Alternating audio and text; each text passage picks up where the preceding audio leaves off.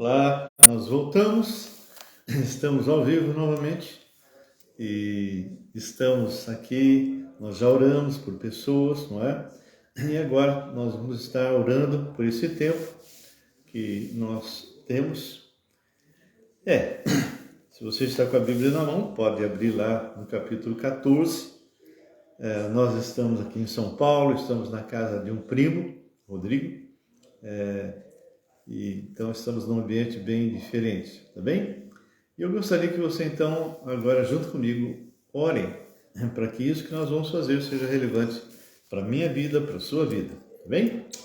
Senhor nosso Deus e Pai, nós apresentamos cada pessoa que está aqui hoje. Que o Senhor os guarde, os proteja, que o Senhor faça, Senhor, com que eles entendam aquilo que vamos falar. Que o Senhor esteja agindo de maneira poderosa e que essa passagem de Êxodo 14 seja uma passagem, Senhor, que fale poderosamente aos nossos corações e aos corações daqueles que vão estar assistindo, em nome de Jesus. Amém e amém.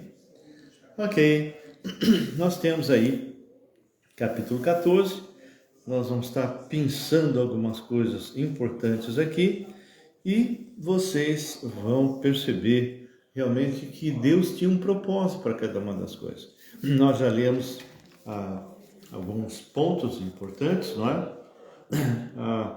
Nós falamos que eles chegaram diante do mar, agora eles não podem voltar porque o exército está atrás. Na frente, o mar. Eles entram em pânico, não é? E estavam realmente bem desorientados, apavorados. E o Senhor fala, né, que eles se acampem junto ao mar, fique tranquilo. Deus está conosco, não é? E ele fala ainda mais que eles estariam sempre protegidos pelo Senhor, como realmente foi. O Senhor faz com que o faraó saia atrás deles.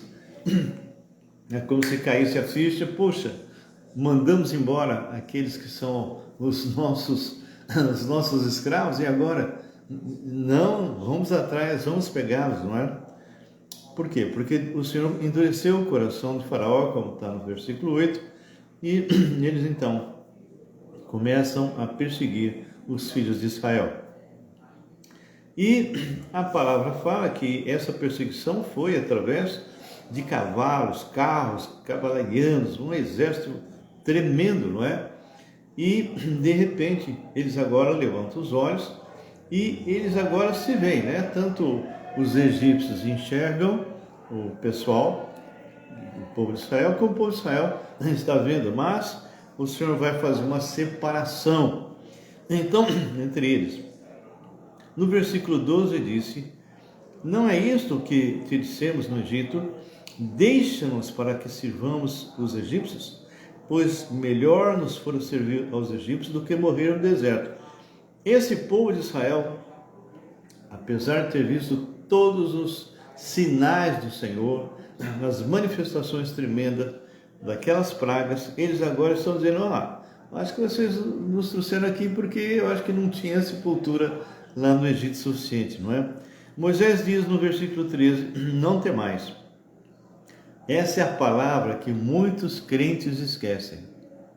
Aquietai-vos, e vede o livramento do Senhor que hoje vos fará, porque aos egípcios que vos vedes, nunca mais os tornarei a ver. Então, nós estamos vendo agora que o Senhor vai intervir através de Moisés e vem a palavrinha que é um grande desafio de fé. O versículo 15 disse o Senhor a Moisés: por que clamas a mim? Dize aos filhos de Israel que marchem. Olha, eles tinham que caminhar em direção ao mar, por fé. E tu levanta a tua vara, estende a mão sobre o mar e divide-o, para que os filhos de Israel passem pelo meio do mar, em seco. E o que vai acontecer é que os egípcios, depois que o povo de Israel entrar e começar a caminhar, os egípcios vão atrás. não é? Então, o versículo deixa bem claro que o Senhor seria glorificado através disso. O versículo 19 fala: o anjo de Deus, que ia adiante do exército de Israel, se retirou e passou para trás deles. Também a coluna de nuvem se retirou de diante deles e se pôs atrás deles. Ou seja, o Senhor, através dessa nuvem, se coloca e faz uma separação entre o povo de Israel e o povo egípcio que estava perseguindo. E a palavra de Deus ainda no 20 fala: ia entre o campo dos egípcios e o campo de Israel, a nuvem era escuridade para aqueles, e para esses esclarecia a noite, de maneira que toda noite este e aqueles não puderam aproximar-se. Então, essa manifestação sobrenatural de Deus fez com que o povo de Israel não fosse atingido pelos egípcios que estavam enfurecidos, não é?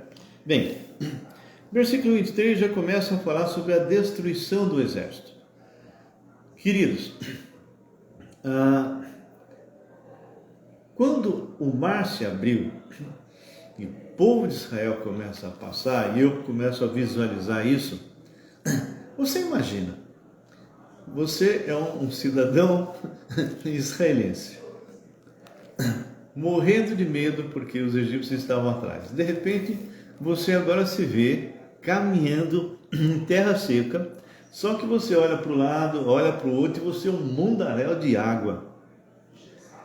Queridos, queira ou não, eles tiveram que confiar muito naquilo que Moisés falou e depender totalmente do Senhor. Aquela palavra que Moisés falou para eles, aquietai-vos e vede o livramento, é algo que nós temos que aplicar para as nossas vidas. Quantas vezes, diante de dificuldades, diante de problemas, que nós estamos para atravessar aí um mar vermelho da vida, nós nos desesperamos, mas a palavra é clara: aquietai-vos e vede. Então, versículo 23 diz: os egípcios que os perseguiram entraram atrás deles todos os cavalos de Faraó, seus carros, seus cavalarianos, até ao meio do mar. Olha só, a distância era enorme e eles pararam. Na vigília da manhã, o Senhor, na coluna de fogo e de nuvem, viu o acampamento dos egípcios. Estavam parados no meio do mar, aguardando para continuar a andar. E alvorotou o acampamento dos egípcios, emperrou-lhes as rodas dos carros, fê-lo andar dificultosamente. Então disseram os egípcios: fujamos. Agora é tarde. Fujamos da presença de Israel, porque o Senhor peleja por eles contra os egípcios. Bem, agora eles reconhecem que o Senhor estava por trás, só que agora não dá mais tempo, estão no meio do mar e o povo de Israel já está terminando de atravessar. Disse o Senhor a Moisés: estende a mão sobre o mar. Todos já tinham passado, todo o pessoal de Israel já tinha chegado às margens, e aquele pessoal acampado no meio do mar, alguns já começando a perceber que tinha alguma coisa errada. Disse o Senhor a Moisés: estende a mão sobre o mar, para que as águas se voltem sobre os egípcios, sobre seus carros e sobre os seus cavaleiros. Vocês não acham que Deus podia ter feito isso sem usar Moisés? Claro que podia, não é? Oi, César, tudo bem, querido? Eles podiam ter feito isso, Deus podia ter feito isso sem usar Moisés. Por que usou Moisés? Para que o povo de Israel percebesse que Moisés era um líder que tinha contato com o Deus Criador e com o Deus que estava fazendo tudo aquilo. Isso foi importante, né? Então Moisés estendeu a mão sobre o mar, e o mar, ao romper da manhã, retornou à sua força. Os egípcios, ao fugir, foram de encontro a ele, e o Senhor derrubou os egípcios no meio do mar. Uau! Vocês já imaginaram o pavor desses egípcios? Não era, depois dessas coisas, para o povo de Israel crescer na fé, se fortalecer no Senhor, mas nós vamos ver que isso, na verdade, não aconteceu, não é? Do lado de lá, o velho homem de cada um começa a aflorar e eles vão murmurar contra o Deus que acabou de livrá-los das mãos de Faraó.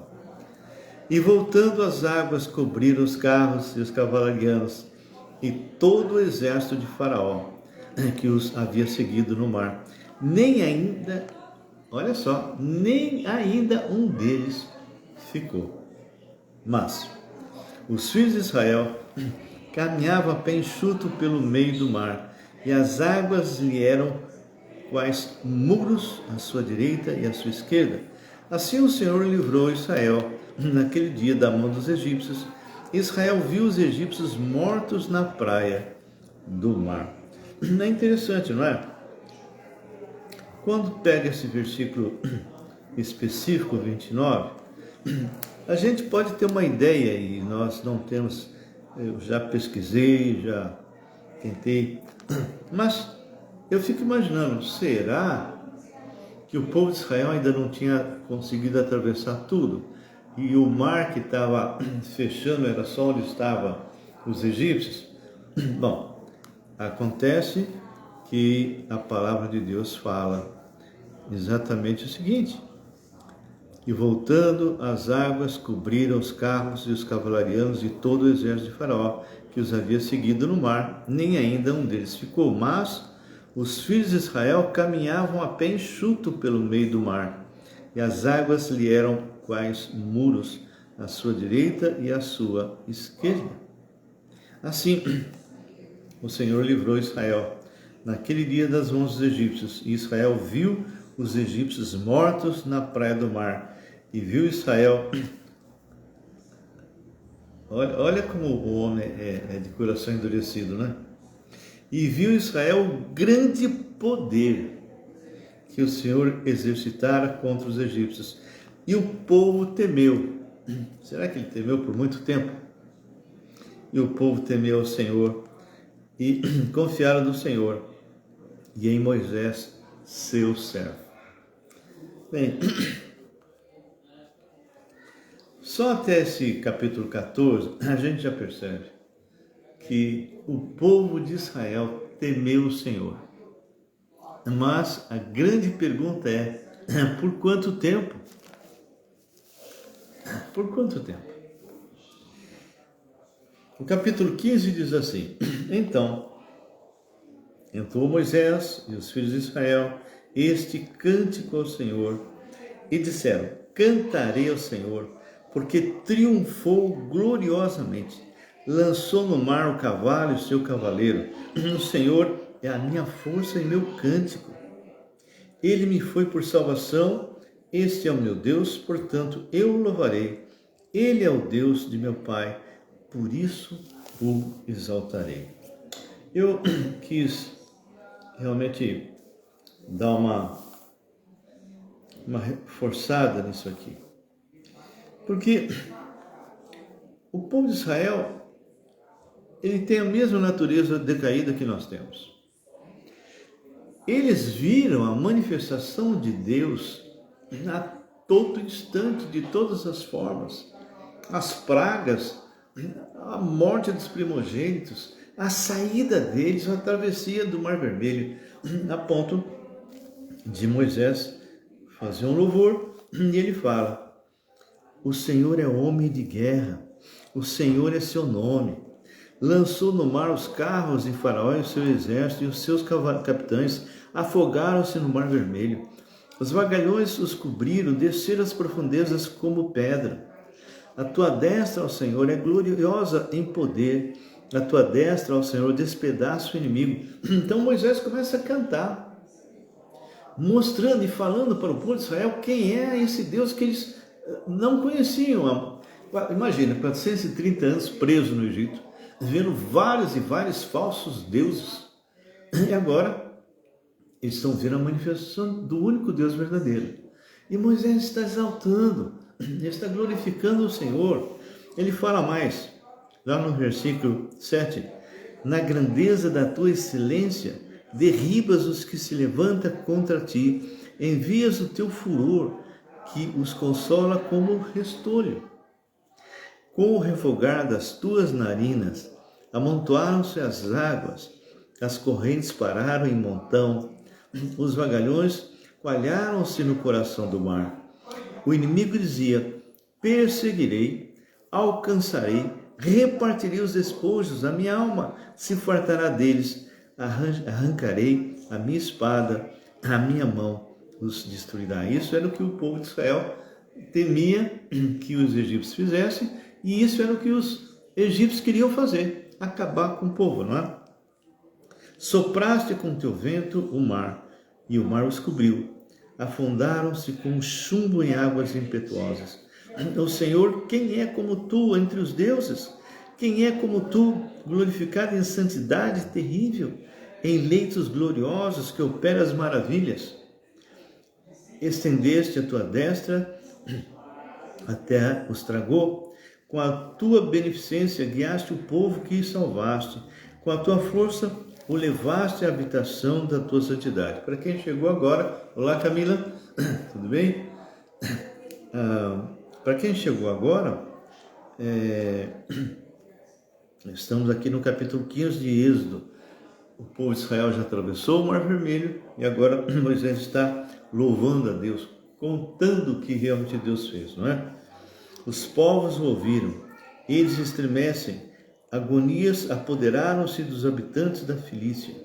Ora, os príncipes de Edom se perturbaram, dos poderosos de Moabe se apodera temor, esmorecem todos os habitantes de Canaã. Ou seja, a fama de Deus, do Deus Todo-Poderoso, protegendo Israel, começou a ser espalhado. Ana Maria Marques, tudo bem? Ângelo? Comprei as passagens hoje, meu irmão, depois te mostro. Muito bem. Então ele fala: sobre eles cai espanto e pavor pela grandeza do teu braço, emudecem como pedra até que passe o teu povo. O Senhor, até que passe o povo que adquiriste. Não é? Tudo bem, Aninha? Tu os introduzirás e os plantarás no monte da tua herança, no lugar que aparelhaste, ó Senhor, para a tua habitação, no santuário, ó Senhor, que as tuas mãos estabeleceram. O Senhor reinará por todo sempre. Aqui é uma declaração: nosso Deus vai reinar por todo sempre e sempre reinará. Porque os cavalos de Faraó, com seus carros e com seus cavalarianos, entraram no mar, e o Senhor fez tornar sobre eles as águas do mar. Mas os filhos de Israel passaram a pé enxuto pelo meio do mar. A profetisa Miriam, irmã de Arão, tomou um tamborim, e todas as mulheres saíram atrás dela com tamborins e com danças. E Miriam lhe respondia: cantai ao Senhor, porque gloriosamente triunfou, precipitou no mar o cavalo e seu cavaleiro. Bem, nós paramos por aqui hoje, e o que fica para nós? Diante de situações adversas, diante de situações difíceis, a palavra que fica para mim é: aquietai-vos e vede o livramento do Senhor. Aquietai-vos.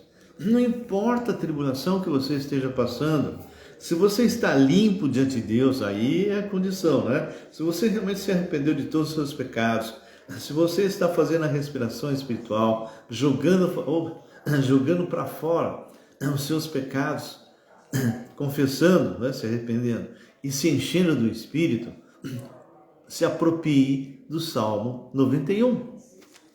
Não importa o que você esteja vivendo. Então, eu deixo para vocês isso. Nosso Deus é grande, nosso Deus é poderoso. Ele livrou o povo de Israel dos inimigos que vinham atrás e de forma sobrenatural. Você é crente, não é?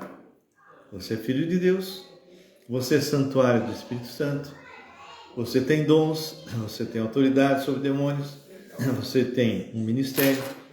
Então, eu desafio você, nesse ano que estamos entrando, a ter uma visão mais clara da ordem que Deus dá, indo fazer discípulos de todas as nações. Eu encerro a inscrição do projeto dia 9, às 8 horas da noite. E se você realmente deseja participar do nosso projeto, se inscreva. Entra no meu WhatsApp, 011, que é São Paulo, 99911-5272. Nós vamos embarcar dia 14, às 7 horas da noite, chegando no Paraguai às 11 da manhã. Então, eu gostaria que pelo menos alguns de vocês estivessem com a gente, tá bem? Espalhe, pega essa live que nós fizemos agora e compartilha, ok? E que Deus seja com cada um de vocês. Vamos encerrar e agradecer a Deus por esse tempo. Senhor nosso Deus e Pai, nós te louvamos e te agradecemos por cada irmão, cada irmã que esteve comigo aqui agora. Enche-os da tua paz e do teu poder. Dê a eles, ó Deus, a paz e a tranquilidade. Visita-os de forma especial. E se no meio deles, de outros, que vão entrar talvez ainda no YouTube, alguém tiver realmente o desejo de ter uma experiência transcultural, missionária, que eles façam a inscrição. Toque o coração dessas pessoas, Pai. Eu que te peço em nome de Jesus. Amém. Amém. Queridos, que Deus os abençoe e que vocês continuem sendo bênção nas nossas vidas. Orem por nós, interceda por nós, para que Deus possa estar suprindo a cada um daqueles que vão estar embarcando comigo, inclusive o Ângelo que está aqui, e outros que virão, que possam estar aí com a gente. Eu gostaria muito que a Ana Maria fosse também, mas tudo bem. Que Deus realmente seja com cada um de vocês. Fique na paz do Senhor.